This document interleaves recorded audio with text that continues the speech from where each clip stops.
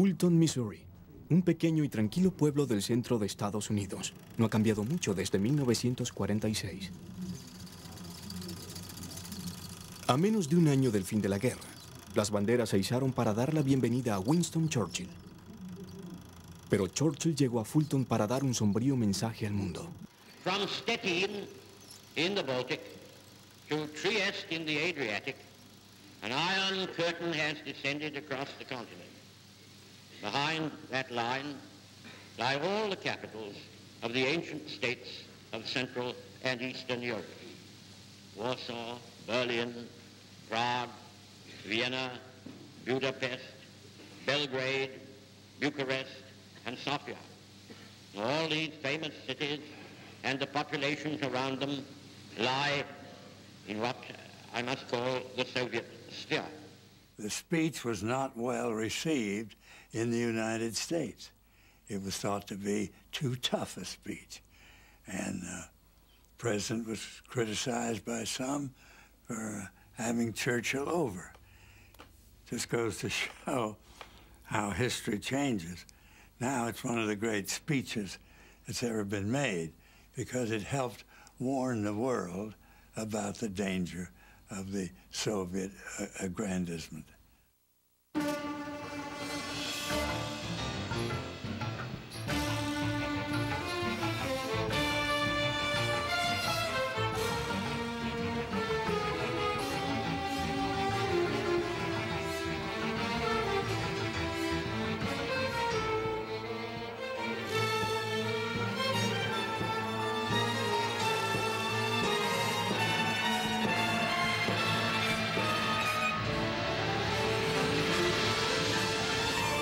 La Guerra Fría, la cortina de hierro, 1945-1947.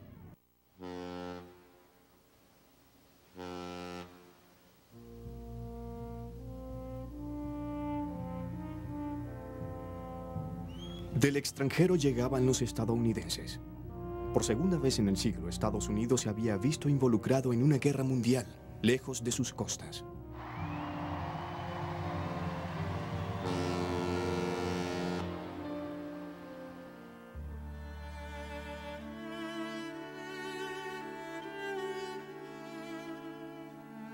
$300,000 estadounidenses nunca regresaron. Pero el resto volvió a un país más rico y feliz.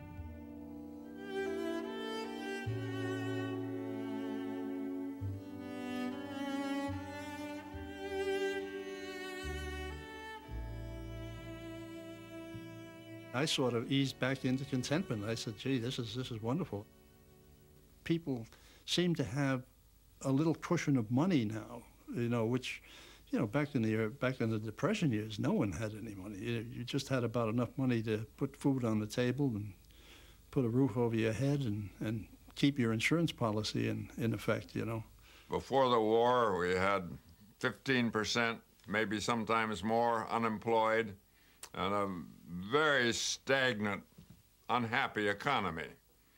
And the war production of munitions, production of armaments, put enormous sums of money into the economy, put millions of people to work, not only men but women, Rosie the Riveter, and we emerged from the war with virtual full employment.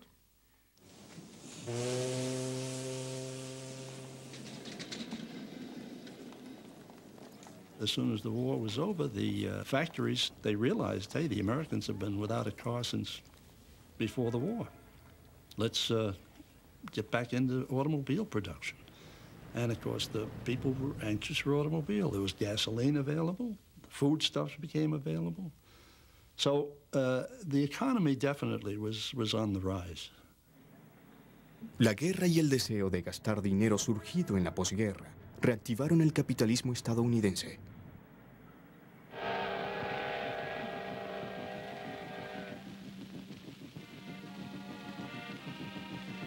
En el primer verano de paz, los soldados soviéticos volvieron a casa. Estaban maravillados de encontrarse todavía con vida. До Москвы уже совсем недалеко. Поезд идет из столицы Германии. И вот он, счастливый час. Здравствуй, родная Москва!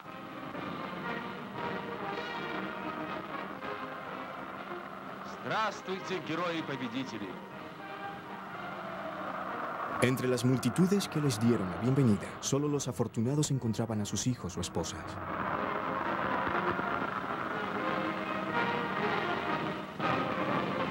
Aproximadamente 27 millones de civiles y soldados soviéticos no vivieron para ver ese día.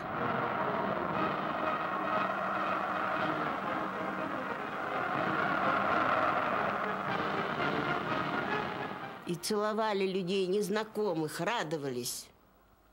Это было большое We ликование. met the soldiers with flowers, bread, anything we could get hold of. Душевный подъем. Люди, какая-то надежда появилась, что кто-то еще, кто, может быть, We kissed complete strangers. We were so happy. известно, где он, потому что были же... Our spirits were rising. We even dared hope that those who had gone missing might still be alive. Очень надеялись, что, может быть, они найдут родных, что, может быть, это ошибка. Главное, что были... The whole of Russia had been destroyed. Everything from the borders to Moscow lay in ruins. Почти все было разорено. Дома There were lots of people with no homes to go to. возвращаться некуда. A su paso, los alemanes habían destruido casi 70.000 pueblos. Las ciudades quedaron convertidas en ruinas. Las hazañas previas a la guerra de Stalin, las fábricas y los edificios construidos por el plan quinquenal habían sido destruidos por los invasores.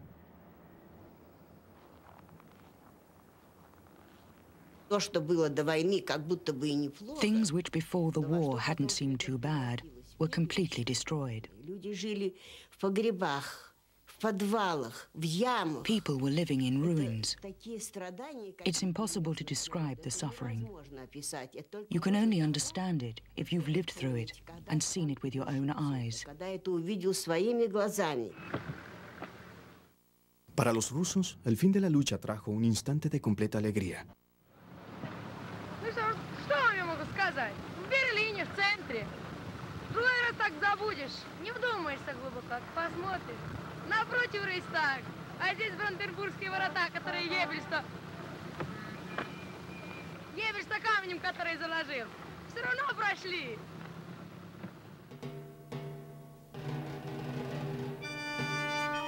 Berlín, el campo de batalla final.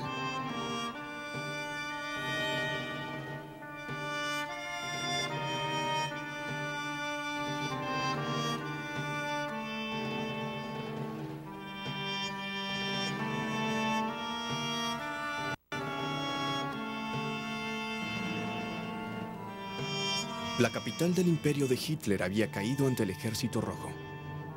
Confundidos, los berlineses esperaban ver qué les harían los conquistadores. Pero no existía ninguna masacre organizada. Se les permitió a los sobrevivientes vivir como mejor pudieran.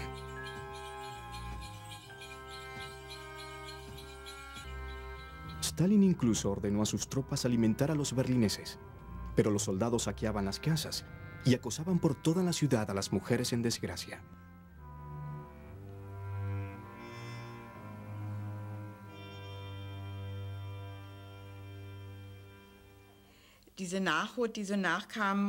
More and more Russians came by. They looked through the window. Then one of them suddenly came in. I was babysitting.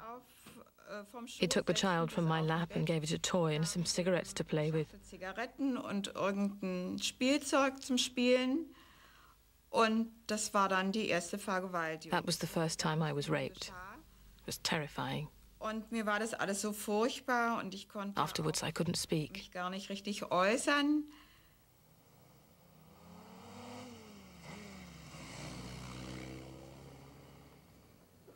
El jefe de policía de Stalin, Beria, y el ministro de Relaciones Exteriores, Molotov, visitaron Berlín.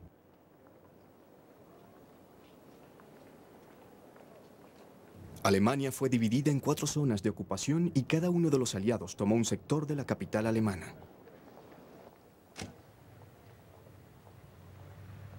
Los aliados habían decidido que Alemania debía compensarlos por los daños de la guerra. Marshal Zhukov said, "We have fought long and hard. We've captured Berlin. We have the moral and legal right to take out as much as possible in reparations. We don't know what the future holds."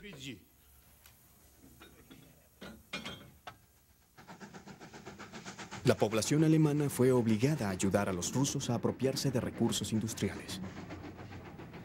No solo maquinaria. Miles de artesanos y científicos fueron secuestrados y llevados a la Unión Soviética.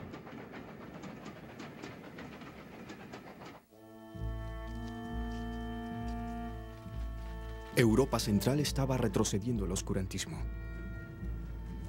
Era un espacio sin ley, refugio o piedad. Un continente de nómadas. Millones de personas expatriadas por los nazis volvían a casa. Ahora les tocaba a los alemanes ser las víctimas.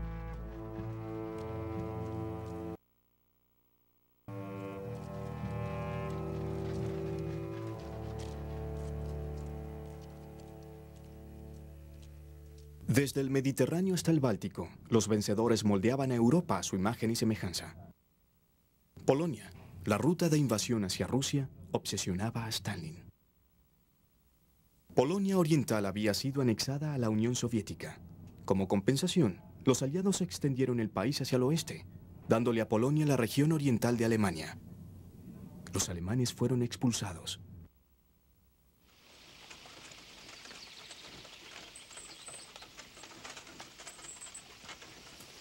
Los polacos, cuyas tierras natales habían sido tomadas por la Unión Soviética, ahora ocupaban las granjas y casas alemanas.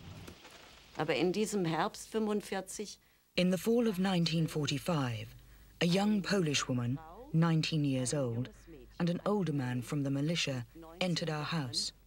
Und ein älterer Mann von der Miliz unser Haus betreten.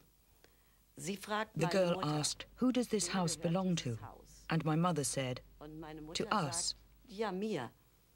Und da And sagte Hania, Hania, that was the Polish girl's name, said, "Now it's mine." das war fertig. From then on, Jetzt war it was Hania's das house. Haus von Hania.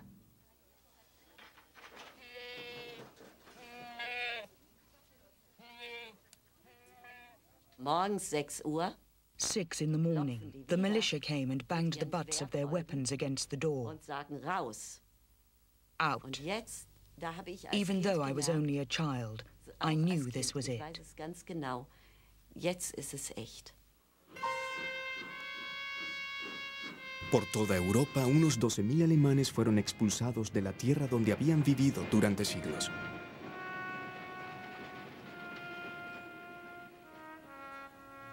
Hoy se le dice limpieza étnica. En aquel tiempo los aliados lo llamaban transferencia poblacional, y los británicos ayudaron a sacar a los alemanes.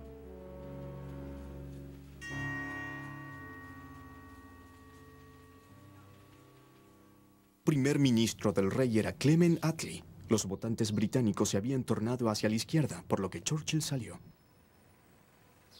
En política exterior, el nuevo gobierno laborista reiteró firmemente la alianza con Estados Unidos. Ernest Bevin, el nuevo secretario de Relaciones Exteriores, era un sindicalista veterano que desconfiaba de los comunistas. Había apoyado la intervención de Churchill en la guerra civil griega. Los intereses británicos estaban en juego. Se temía que el conflicto amenazara el Mediterráneo, la ruta usada por Gran Bretaña para sacar petróleo del Medio Oriente.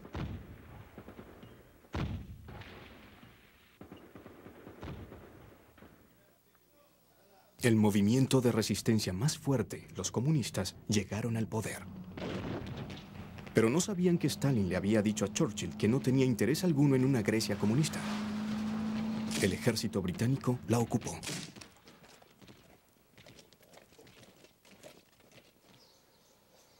La guerra civil fue larga y cruel.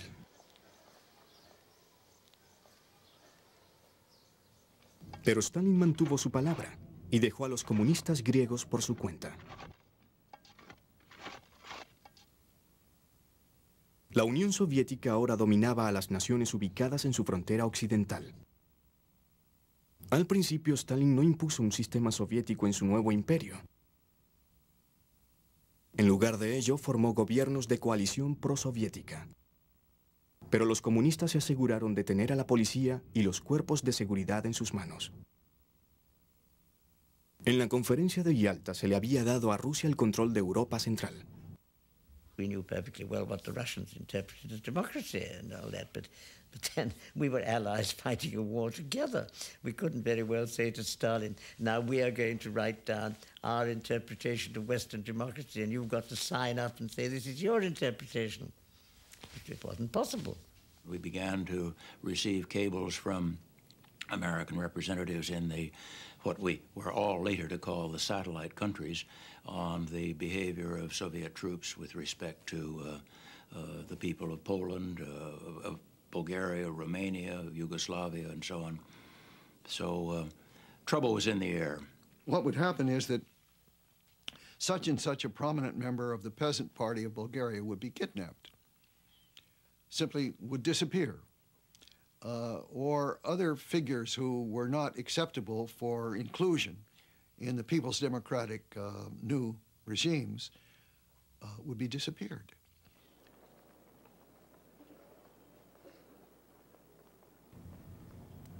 En Berlín, donde los aliados conjuntamente supervisaban la vida civil, los comunistas eran muy cuidadosos.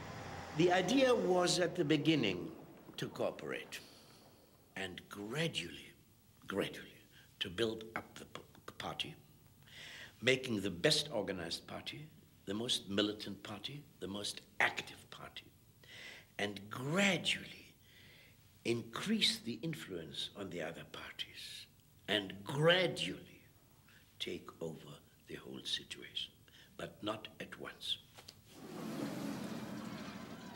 We should already prepare for building up the police.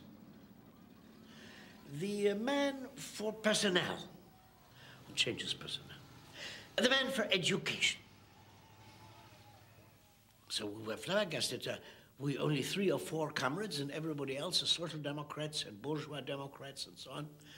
So one of us asked and said, it must look democratic, but we must have everything in our hands.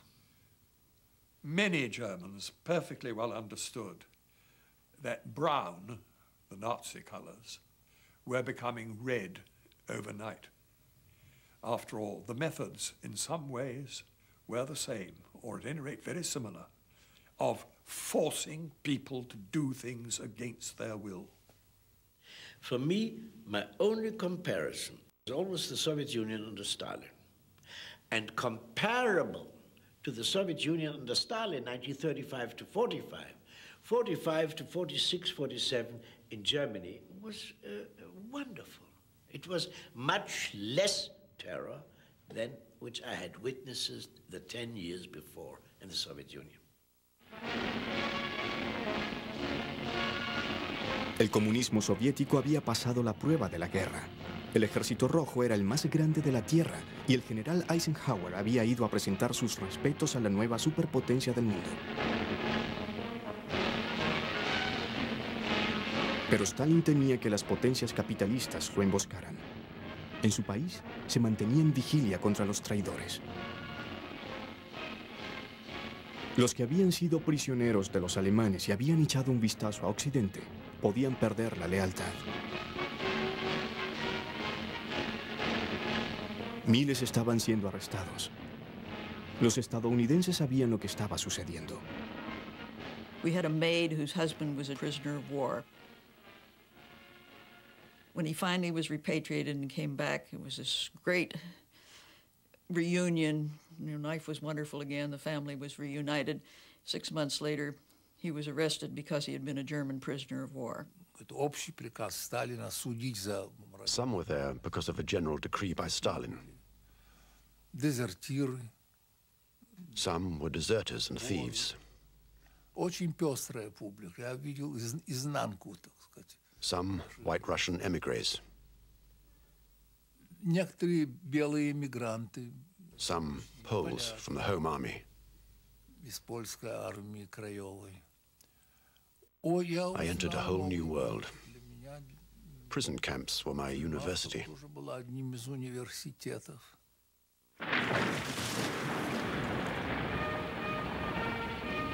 Polonia. Tras los destrozos de la guerra, los polacos comenzaron a recoger las ruinas.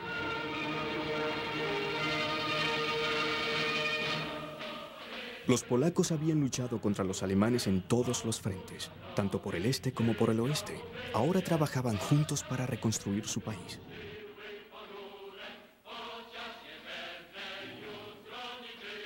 Algunos odiaban al nuevo gobierno semicomunista ligado a Moscú, pero otros encontraron razones para aceptarlo y vivir con él.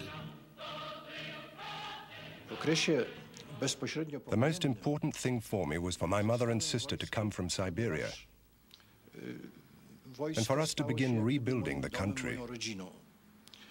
We also needed to secure our borders, which were seriously threatened.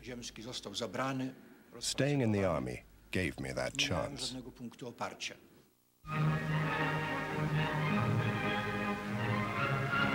En Moscú, los nuevos títeres al mando de Polonia eran llevados a la ópera.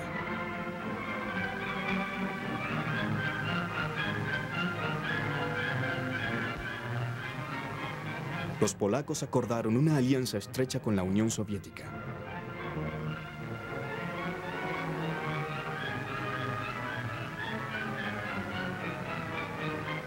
Stalin prometió proteger las nuevas fronteras polacas de cualquier ataque alemán para intentar recuperar el territorio perdido.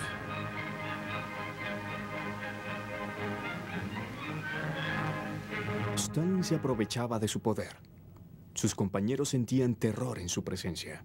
Russian diplomats, like all other Russian officials or party members or whatever, lived in terror of the great man, and justifiably so, because if they gave unpopular advice, they might find themselves in a concentration camp or with a bullet in the back of their heads. It wasn't very easy to give good advice to Stalin. It was unpalatable. Он сидел такой веселый, настроение у него хорошее, рядом сидел с ним. Stalin was cheerful and in high spirits. At his side were the main guest, the interpreter, and Soviet guests too. Вроде и гости наши, все так. И когда раздавали официанты там какой-то... The waiters came in with the main course. То или I think it was turkey.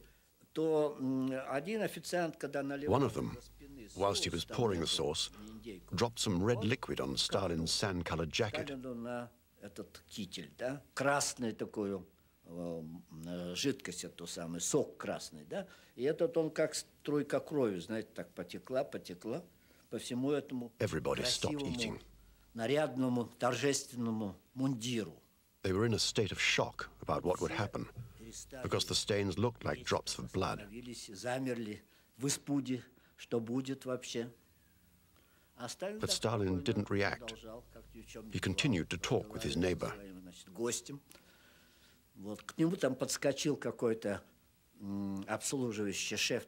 Then another waiter came up to him with some water and offered to sponge it out. But Stalin said, no, no, and he was absolutely calm. People saw that things seemed to be okay. Everyone began eating again, and the routine continued.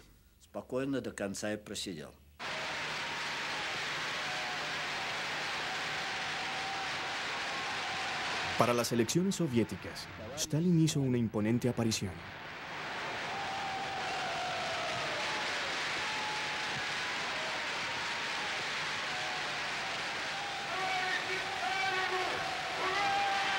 No prometió recompensas a su agotado pueblo, solo más esfuerzo, más planes quinquenales para la industria pesada.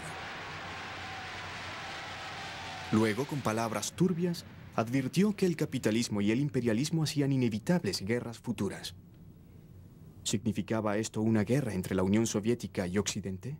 En el extranjero sonaron campanas de alarma. I read the speech with care and interpreted it as being a delayed declaration of war against the United States. Wasn't any doubt about it if you read the text carefully, what he was talking about. The speech was interpreted in the West as no less than a prediction of World War III. I don't think this was right, though. Третьей мировой войны. Но я думаю, что это вряд ли правильно. Во всяком случае, Stalin didn't say anything new or different in that speech. нового Сталин не сказал. He said what he had always believed, that with imperialism and capitalism, war was inevitable. С империализмом, с капитализмом неизбежно.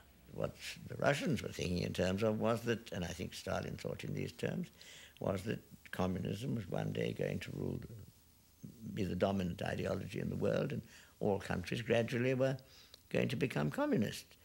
And in the meantime, you didn't, in Stalin's idea, start dangerous wars which you might lose, but if you had a good chance of pushing the cause along, you always pushed it along. Stalin había suavizado su dictadura durante la guerra, pero ahora la estaba haciendo estricta nuevamente. La reticencia que sentía la Unión Soviética hacia Occidente preocupaba a Washington. Se le preguntó a un diplomático estadounidense destacado en Moscú, George Kennan, qué creía que estaba sucediendo. When they finally sent me a telegram expressing their astonishment and concern because the Russians were dragging their feet about joining the International Bank, I thought, well, for goodness sake, I can't answer that in one question.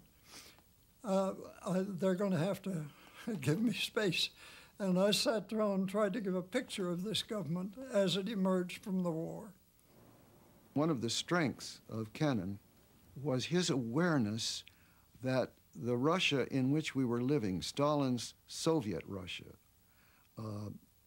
communism, people called it, actually drew in very many ways upon the Russian past.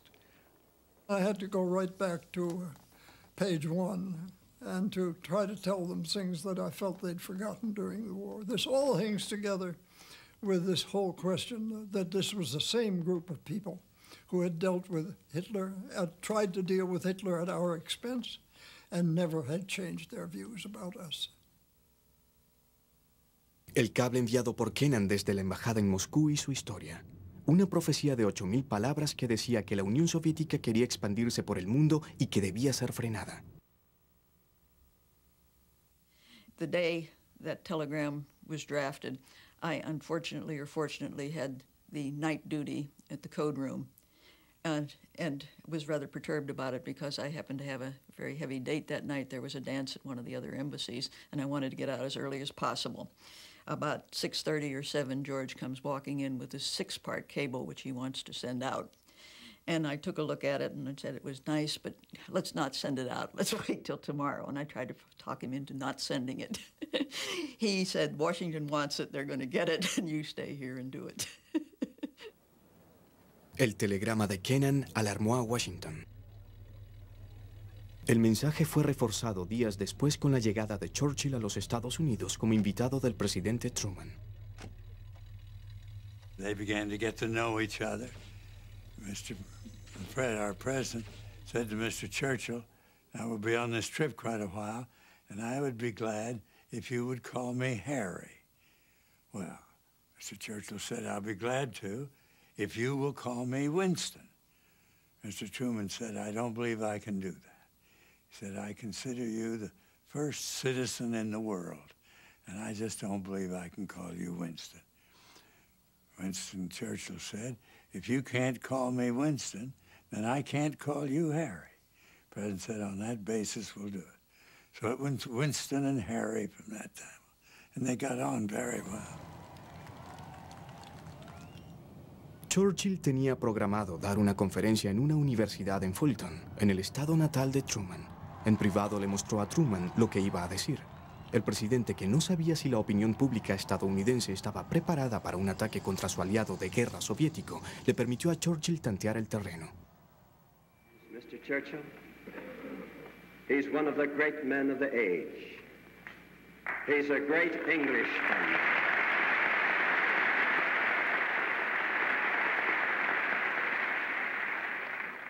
He's a great Englishman, but he's half American.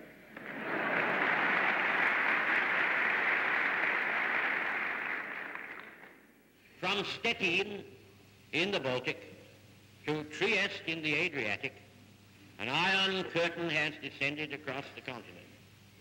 Behind that line lie all the capitals of the ancient states of Central and Eastern Europe. Except in the British Commonwealth and in the United States, where communism is in its infancy, the Communist parties, or fifth columns, constitute a growing challenge and peril to Christian civilization. Whatever conclusions may be drawn from these facts, in fact they are, this is certainly not the liberated Europe we fought to build up, nor is it one which contains the essentials of permanent peace. Immediately after that, Stalin came out with answers to a foreign correspondent's questions in which he compared Churchill to Hitler and decried Churchill's speech as a belligerent call to arms against Soviet Russia. Turquía libre de la interferencia soviética. Cuando el embajador turco en Washington murió repentinamente, Truman utilizó el buque de guerra más grande de Estados Unidos, el USS Missouri, para enviar el cuerpo a Estambul. This was a symbol to Stalin. Don't push us and don't push Turkey, because if you push Turkey, we'll be there. Irán, como Turquía, se encontraba en la frontera sur de la Unión Soviética y había sido hostil con Rusia durante siglos. Durante la guerra, tropas soviéticas y británicas invadieron Irán para proteger sus suministros petroleros. Incluso celebraron la alianza que tenían allí.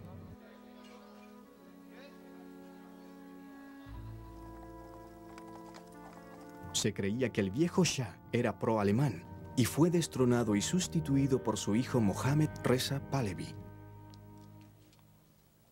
Existía el acuerdo de que cuando terminara la guerra, tanto las tropas soviéticas como las británicas saldrían de Irán. When the occupation was due to end, Stalin didn't want to leave. У Сталина охоты уходить из Ирана не было. Он, так сказать, He wanted to stay on. и задержаться бы еще. И тут, конечно, This created problems. всякого рода сложности. There was lots of pressure put on us. Pressure from the British. Большой. And in fact, the Soviet Union had no legal right to stay there. Таких легальных, законных у Советского Союза не было. Irán dio al Consejo de Seguridad de las recién fundadas Naciones Unidas su primera crisis. That's Mr. Gromyko proposing to the Security Council that the hearing of the Persian case should be postponed. La Unión Soviética intentó evitar mayores discusiones, pero fracasó. Mr. Gromyko and the other Russians then walked out. Their dramatic exit seems to have caused no obvious reaction at the time, though we can imagine what most of those present were thinking. One good thing, however, emerges from this incident. The Security Council had stood its ground. 6 semanas después, Stalin retiró ceremoniosamente sus tropas de Irán. Pero Truman, conmocionado por el comportamiento de Stalin, sospechaba que la Unión Soviética buscaba dominar el mundo. He said, I want to be in position to document our concern. Go back over the recent agreements and list one by one the violations in which the Soviets have engaged. I was then Mr. Clifford's assistant, and he turned the task over to me. We talked about it a bit, and I said, well, it seems to me that that's only scratching the surface, a list of agreements broken. There are much more fundamental problems in our relations with the USSR than that. So let's go at it in a somewhat broader way. We spent weeks on it then, interviewed most of the top officials in the United States. There was absolute unanimity in all of the agencies concerned as to the nature of problems we had and the kind of response we were going to have to make. We ended up the report by saying the policy of our country should be set and clearly set. Soviet Union constitutes a real menace to freedom in this world. Freedom in Europe, freedom in the United States. So we must prepare for it. El informe Clifford-Elsie se mantuvo en secreto.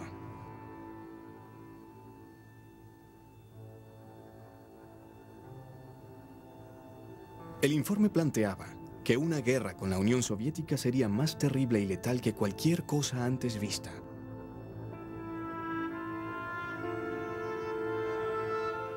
Estados Unidos todavía tenía el monopolio en armas atómicas. En julio de 1946, 2 bombas atómicas fueron detonadas en el arrecife Bikini en el Pacífico. La advertencia hecha a Stalin era clara. Desde ese momento, las potencias mundiales trabajaron frenéticamente para desarrollar sus propias armas atómicas y biológicas. En París, durante la conferencia de ministros del exterior, Molotov se encontraba decidido a mantener el control aliado conjunto de Alemania. Pero su contraparte estadounidense, el secretario de Estado Burns, no quería que Alemania pagase más reparaciones.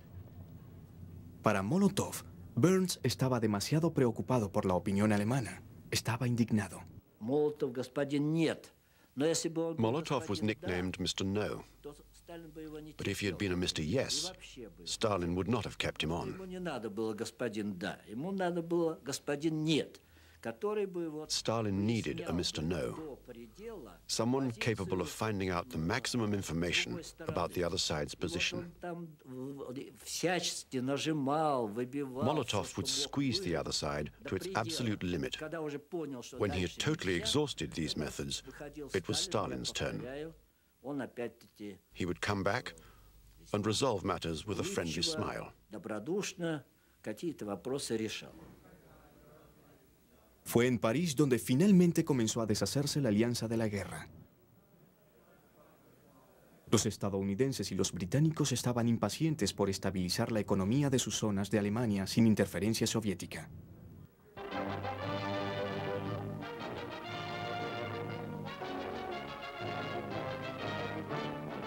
Stuttgart, Germany, scene of an event that marks a new phase in Europe's destiny.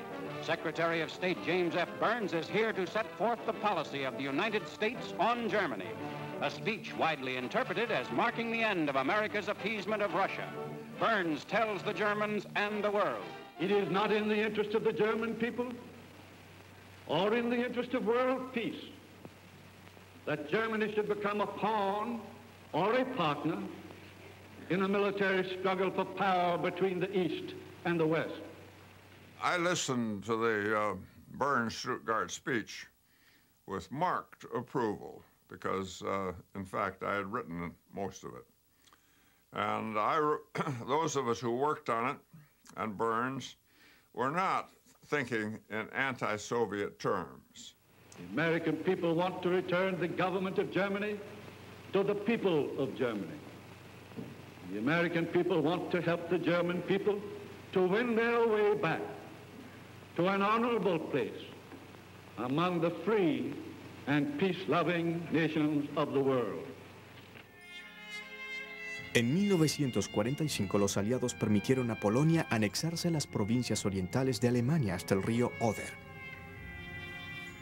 Pero ahora Burns sugería que las nuevas fronteras eran injustas para Alemania y debían cambiarse. It was a shocking statement. It made us think that our western border was being questioned by the Germans and by other Western countries.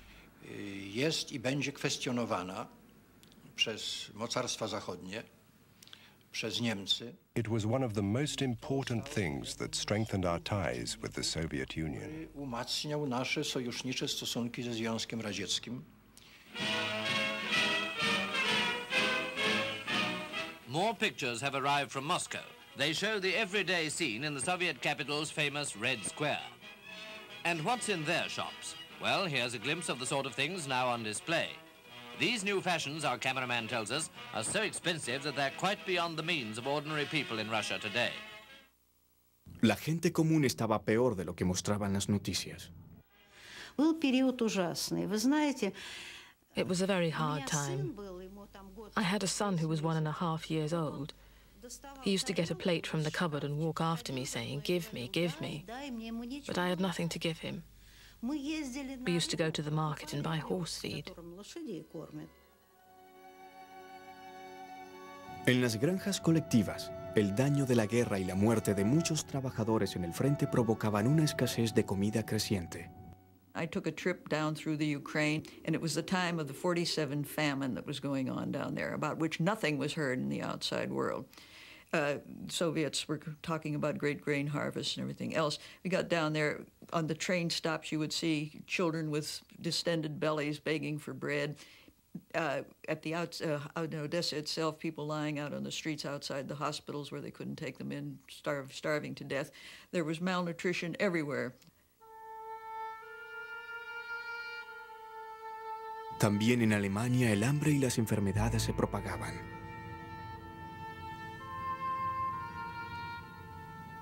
La pesadilla de los aliados de Occidente era que la pobreza llevara a los alemanes al comunismo.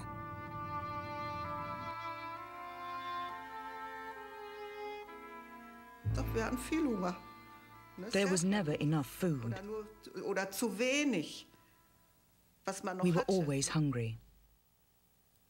In those days, we went on scavenging trips. We went to farmers and begged.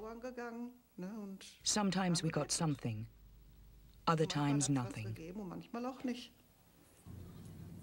El general estadounidense Lucius Clay reflexionó: no hay quien dude entre ser un comunista con 1.500 calorías diarias y ser un partidario de la democracia con apenas 1.000 calorías.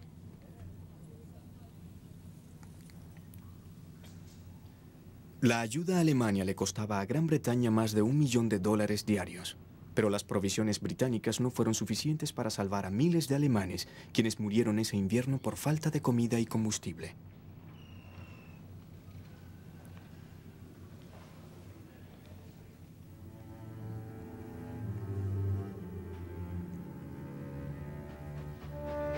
Gran Bretaña también se debilitaba. El crudo invierno de 1946-47 paralizó la industria. La economía del país, minada por 6 años de guerra, comenzó a desmoronarse. El carbón se terminaba, la electricidad fallaba y el racionamiento de comida se hacía cada vez más estricto. You know, people forget again, we never had bread rationing during the war. We had bread rationing after it. And that was because we were pouring wheat into Germany to prevent mass starvation there. That was a bad winter altogether. It was cold and crops were bad. People were unhappy. And the communists were making strenuous gains here, there, and the other place, particularly in Italy and in France, but also in Germany.